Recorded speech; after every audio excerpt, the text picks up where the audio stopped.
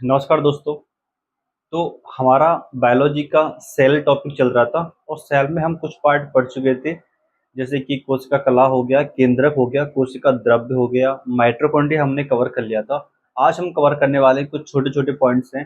देखो, मैंने जो चीज़ लिखी है वो सिर्फ इम्पोर्टेंट चीज़ें लिखी हैं जो कि एग्जाम में पूछी जाती हैं, चाहे आपका रेलवे का ग्रुप बी हो गया, चाहे एलपी हो गया, चाहे आपका हमारे राजस्थान के कोई भी कंपटीशन एग्जाम हो गए, सभी एग्जाम में यहाँ से क्वेश्चन पूछा जाता है। ठीक है, तो बढ़ते हैं, टाइम ज़्यादा ना खराब करते हुए। तो नेक्स्ट पार्ट आता है हमारा राइबोसोम का। राइबोसोम क्या चीज़ होता है? देखो, इससे पहले हम जान लेते हैं कि राइबोसोम की खोज किसने की। तो राइबोसोम की जो खोज की थी ना, वो की थी जॉर्ज पैलेट ने। कब की थी? 1953 में, या फिर हम कहे जाएं कि सबसे पहले इन्होंने ही इसको देखा था। ये क्या चीज़ होता है? ये सबसे छोटा कोशिकांग होता है। राइबोसोम सेल का सबसे छोटा कोशिकांग होता है। जैसा कि यहाँ से लगा, कोशिका और अंग, छोटा अंग, कोशिका का सबसे छोटा अंग। दो प्रकार का होता है, प्रोकैरियोटिक में पाया जाता है 70 प्रकार का, जबकि यूकैरियोटिक में पाया जाता है 80 प्रकार का। इंपॉर्टेंट क्वेश्चन है, याद रखना। इसके बाद हम बात करें इसमें झिल्ली की, तो इसमें झिल्ली नहीं पाई जाती है। झिल्ली नहीं पाई जाती है, और इसमें ना आरएनए भी पाया जाता है, लेकिन आरएनए पाया जाता है किस प्रकार का? आरआरएनए प्रकार का राइबोसोम। इसमें जो भी ये आरएनए वो पाया जाता है, ये प्रोटीन के बने होते हैं। किसके बने होते हैं? राइबोसोम प्रोटीन के बने होते हैं। तो बेसिकली राइबोसोम के बिना हमारी बॉडी में प्रोटीन का बनना असंभव है। तो हमारी बॉडी में जितनी भी प्रोटीन बनती है वो कहाँ से बनती है? राइबोसोम से बनती है। इसीलिए राइबोसोम को प्रोटीन का कारखाना कहते हैं। क्यों कहते हैं? क्योंकि प्रोटीन का निर्माण कहाँ पे होता है? राइबोसोम में होता है। इससे नेक्स्ट चलते हैं। अब आती है अंतःद्रव्यी जालिका, जिसको हम बोलते हैं एंडोप्लाज्मिक रेटिकुलम। क्या होता है ये? जिसको हम शॉर्टकट में ना ईआर भी बोल देते हैं।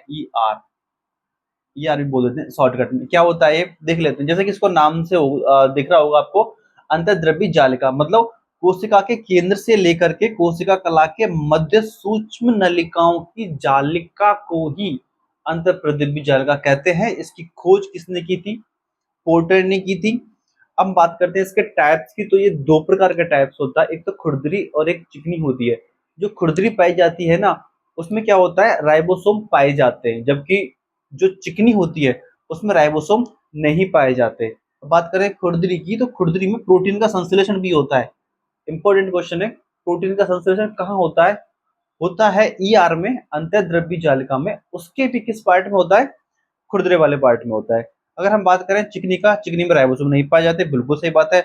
विष और दवा का निराविष्कीकरण करते हैं। इसका मतलब क्या है? देखो, कुछ भी हम मेडिसिन जब खाते हैं ना, उसका जो डाइजेस्टिव सिस्टम है वो कहाँ पे होता है? कहाँ पे होता है वो? ईआर के अंदर होता है। कभी कभी आपने देखा होगा कि बहुत से लोग होते हैं जैसे कि जहर खा लेते हैं, उसके बाद भी कभी कभी उनके जीने की जो है ना वो बढ़ जाती है, टाइम बढ़ जाता है, तो कभी कभी वो बच भी जाते हैं, नहीं हो पाता। तो उनका क्या होता है? वो ईआर, जो कि विष और दवा का निराविषीकरण करते हैं। अच्छा, इससे क्या होता है? गोल्जी काय का निर्माण होता है। गोल्जी काय, कैमिलो गोल्जी ने जिसकी खोज की थी वही गोल्जी काय, इसका निर्माण होता है। और इसको कोशिका का कंकाल कहते हैं। कोशिका का कंकाल, क्योंकि ये कोशिका को स्ट्रक्चर प्रदान करता है। कोशिका की जो संरचना जो बनती है ना, कोशिका की संरचना वो कहाँ से बनती है?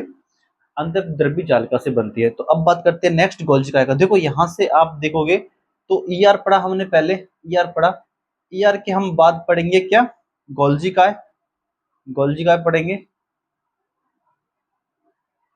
गोल्जी काय पढ़ेंगे। गोल्जी को बाय के बाद क्या पढ़ेंगे? लाइसोसोम पढ़ेंगे। ठीक है, लाइसोसोम, लाइसोसोम्स, ये क्योंकि ईआर से बनता है गोल्जी काय, गोल्जी काय में बनता है लाइसोसोम। अब बात करते हैं गोल्जी काय की। गोल्जी काय खोज तो आपको पता ही होगा। गोल्जी काय की जो खोज की थी वो किसने की थी? कैमिलो गोल्जी ने की थी। अब बात करते हैं इसकी संरचना की। तो इसमें तीन प्रकार की संरचना होती है। ठीक है, अच्छा, मैं गोल्जी काय की आपको संरचना बताता हूँ। तो गोल्जी काय की जो संरचना होती है बेसिकली वो इस प्रकार की होती है। ठीक है, इस प्रकार इसको सिस भाग बोलते हैं और इसको ट्रांस भाग बोलते हैं। ऊपर वाले भाग को सिस बोलते हैं, नीचे वाले भाग को ट्रांस। इसमें कुछ रिक्तियां भी होती हैं, जगह जगह पे खाली जगह भी होती है। ठीक है, इसकी संरचना तीन प्रकार की होती है, बेसिकल, ट्यूबुलस और सिस्टर्नी। यहाँ पर ध्यान रखना, बेसिकल, ट्यूबुलस और सिस्टर्नी। इसके हिंदी में नाम भी लिख दिए। आज से हो गया रिक्तिकाएं होगी और कुंडिकाएं होगी। हम बात करते हैं इसकी संरचना, ट्रांसवर्स संरचना। जो कोई इसमें ये सिस बाय ट्रांस संरचना कहाँ पाई जाती है? ये जो क्वेश्चन है वो रीट लेवल 2 साइंस में क्वेश्चन आ चुका है 2000 में भी। 2021 वाले एग्जाम्स में, ठीक है। हम बात करते हैं ये यूकैरियोटिक में बिल्कुल पाया जाता है, यूकैरियोटिक सेल्स में, प्रोकैरियोटिक सेल्स में नहीं पाया जाता, आरबीसी में नहीं पाया जाता और शुक्राणु में भी नहीं पाया जाता है। हम बात करते हैं इस ये शुक्राणु के एक्टोसोम का निर्माण करता है। किसका निर्माण करता है? शुक्राणु के एक्टोसोम का निर्माण करता है। और मैंने बताया था अभी जो गोल्जी काय है ना, उससे लाइसोसोम का निर्माण होता है, मतलब लाइसोसोम का संश्लेषण का मतलब लाइसोसोम का निर्माण होता है।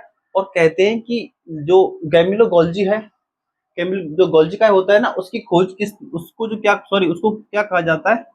उसको कहा जाता है सेल का ट्रैफिक हवलदार कहा जाता है। जैसे कि सिटी में जो ट्रैफिक हवलदार होते हैं ना, उनका काम क्या होता है? यातायात को कंट्रोल करना होता है। इसी प्रकार इसका काम भी सेम होता है। किसका काम होता है? गोल्जी काय का। तो ये जो चीज आप देख रहे हो ना, जो मैं प्रेशराइज कर रहा हूँ आपको कि ये पॉइंट तो आपको याद करना ही करना है, वो तो करना ही है। ये बात आप ध्यान रखना, वो तो करना ही है आपको हर हालत में। और मैंने जो जितने भी पॉइंट लिखे हैं ना, वो इम्पोर्टेंट पॉइंट लिखे हैं। आप भी यही करना। जो नोट्स बनाने का जो तरीका है ना, इसी प्रकार से होना चाहिए, सीरियल बाय सीरियल होना चाहिए, ताकि हमको चीजें आसानी से याद रहें। अब बात करते हैं नेक्स्ट की। नेक्स्ट हमारा लाइसोसोम। लाइसोसोम क्या होता है? देखो, लाइसोसोम का बेसिकली काम जान लेते हैं। इसका काम क्या होता है? कभी कभी क्या होता है कि सेल्स का टाइम खत्म हो जाता है, या फिर कुछ सेल्स कभी कभी क्षतिग्रस्त हो जाती है। तो जो क्षतिग्रस्त सेल्स होती है ना, अब वो जब क्षतिग्रस्त सेल जब बॉडी में रहेंगी तो और भी ज्यादा नुकसान करेंगी। तो इसका काम क्या होता है? जो क्षतिग्रस्त होती है और या फिर जो डेड सेल्स होती है, मृत सेल्स होती है, उसको ये खा जाता है। उसको ये खा जाता है। तो इसका काम क्या होता है? सेल्स जो मृत होती हैं या फिर हम कहते हैं क्षतिग्रस्त होती है, उन सेलों का भक्षण करना, मतलब खाना होता है। इसलिए इसको क्या कहते हैं? आत्मघाती थैलिया भी कहते हैं। ये थैलिक पैकेट्स के टाइप में होता है, इसलिए इसको क्या कहते हैं? आत्मघाती थैलिया कहा जाता है।